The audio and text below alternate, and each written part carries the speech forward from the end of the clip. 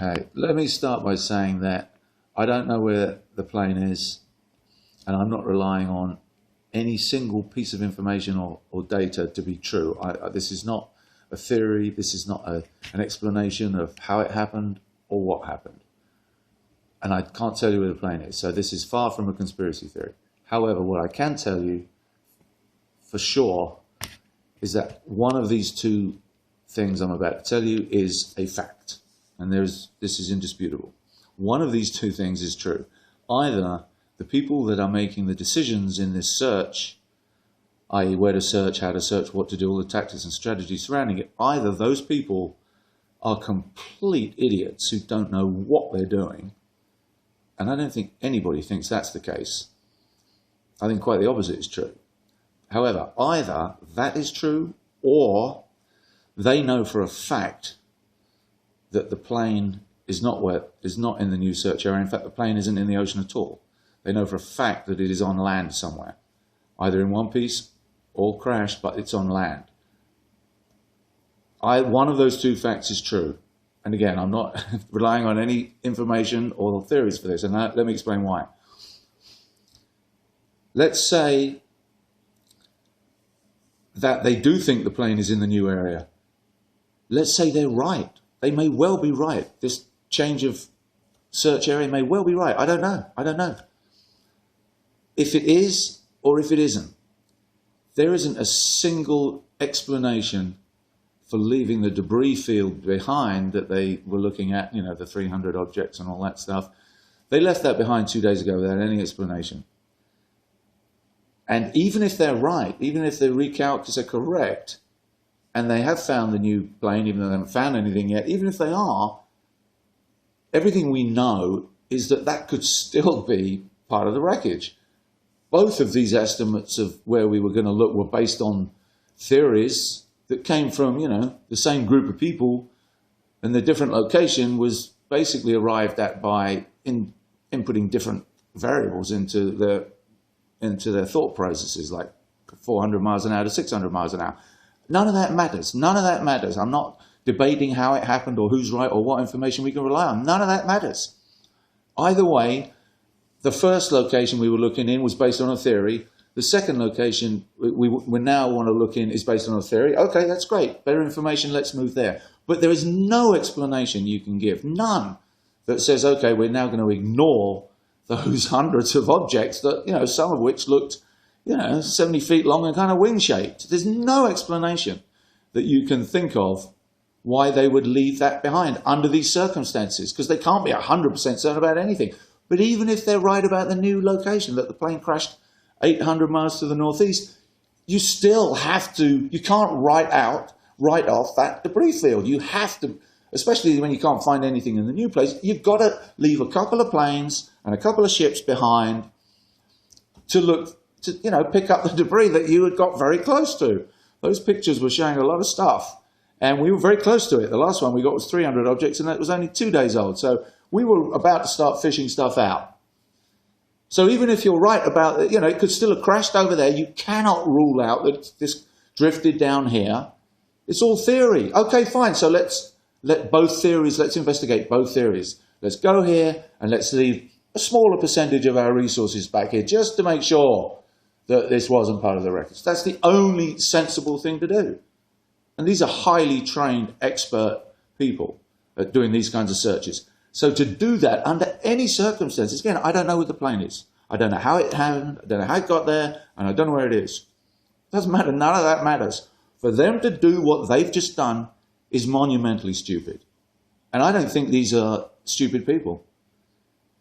Now, the problem is, and that was driving me nuts. That was driving me nuts because I so wanted it. I so wanted them to have, this new zone thing to be right. And every night they created the expectation that they'd found something.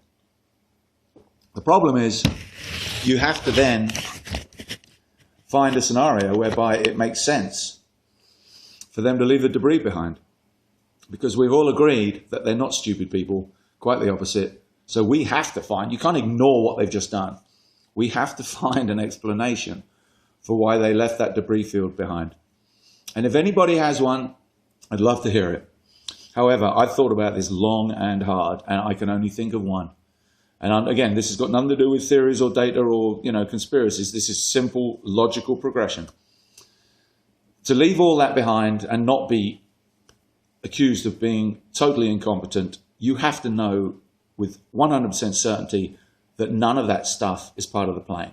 I mean, that's a pretty simple statement. If there's any chance that some of that stuff is part of the plane, you have to leave a couple of ships and a couple of planes behind to rule it out or not. You have to. You have to.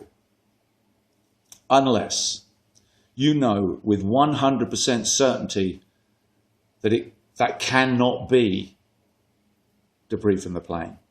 Again, small logical steps. I'm not jumping to conclusions. To leave it behind, you have to be able to completely rule it out. Well, they obviously can't do that because they haven't even fished any of it out of the ocean. Even if they've fished out some of it without telling us, they haven't fished it all out. They cannot rule it out completely unless, and this is the only scenario that fits them doing that other than total incompetence, unless they know that the plane is in one piece or is on land, which is, in other words, unless they know that it didn't crash in the ocean, anywhere near where they're looking. And the only way they can know that is if they know it's on land. And that's it. Like I said, this isn't a conspiracy theory. I haven't relied on a single fact, a single piece of information. I'm simply making an undeniable, completely unavoidable observation and conclusion about what they just did. And it amazes me that no one else is raising the inconsistency there. The only thing that excuses that is that they know that the plane is in one piece, basically, or crashed on land also would allow them to know. And obviously they've only just found this out. I mean, because when they shifted the zone, it must be when they found it out. And of course they did get the team within Inmarsat, Boeing together in Malaysia and come up with the new information that pushed them towards the new search area. So those, of course, are the people also, the Inmarsat and Boeing people, that could have identified where the plane is, or could have actually made a change from this search area to the other. But again, I'm not interested in how it happened. I'm not saying how it happened or who knows what or what's true and what's not true. Just think about it. Think of any scenario that excuses them leaving all of that debris behind other than incompetence, because I don't think it's incompetence. And if you can think of another scenario, again, this doesn't rely on what we know, what we don't know. That's the beauty of it. This is just logic. If they can exclude that debris field, they must know there's no debris. Otherwise, it's incompetence. And the only way they can know that there is no debris is if the plane is in one piece, so it must be on land. And that's it. I'm not, like I say, I have my own theory about where it is, but that's a separate story, and that is a theory. But everything I've said up to this point, they know that, and that, by the way, of course, is being very much played out by the fact they haven't found anything. Plus, in changing what they were doing, they have also moved the whole search operation much closer to shore, which makes it a lot easier to maintain that search for several months, because that's what they have to be seen to be doing. Because we want to, if they know where the plane is, and I don't know if they do, but if they do know that it's not crashed in the ocean and it may be on land somewhere, then they have to assume that it might be in people's hands, in which case they would want them to think that we still think it's crashed in the ocean. So we need to set up a long-term search that's not going to be too arduous and cost too much, which is exactly what they've now got. I really don't expect them to find anything because there's nothing there, but they have to put on a show in the hope that it will make the bad guys think they've got longer. They can take the time in planning their next move. And I'm hoping, if I'm right, that we will be preparing our own move in the meantime.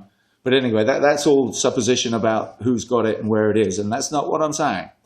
All I'm saying is, hopefully, if you think about it, if you cannot think of a plausible reason for leaving that debris field behind when we can't find anything, if you can't think of a scenario that does not entail complete incompetence and naivety by those in charge, then the only scenario that I can find is that in order to rule it out, they must know there's no debris. They must know the plane didn't crash and isn't in pieces, because they didn't check any of it, so they can't rule it out unless they know there is nothing to look for. And again, I'm not saying they were wasting time looking in the first place. I think they've only just found this out. It's when they changed location just prior to that. You know, between those two locations, the penny dropped between the Inmarsat and Boeing and whoever else. Those guys, they figured out what's going on and said, okay, we need to change tack here. But and of course, then they had to come up with a realistic explanation of you know, why it crashed down here. Because like I said, at that point, if they know where it is and it's somewhere else, then first thing they need to do is set up a very plausible operation that makes it look like it's still down there. And that is going to have to include a very complicated, though not very convincing, explanation of the changes in the track based on the new working of the formula. And that's exactly what we got. The explanation we got made no sense. And even if it did, it's just a theory, just like the first one was just a theory. So even if it's true, you would look at both.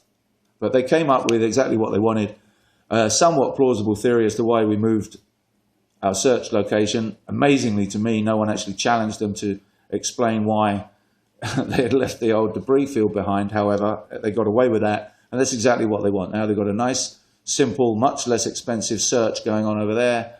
They've got away with it, and now you know, the guys who are not on TV can get on with what they need to do. But again, all of that second bit is my personal theory about what's going on now, but all I'm talking about is just think about it. Think about the logical process of leaving that behind. The only explanation for doing it is if you know for a fact that it's not debris, and there's no way they can know that unless they know there is no debris. Okay, thanks.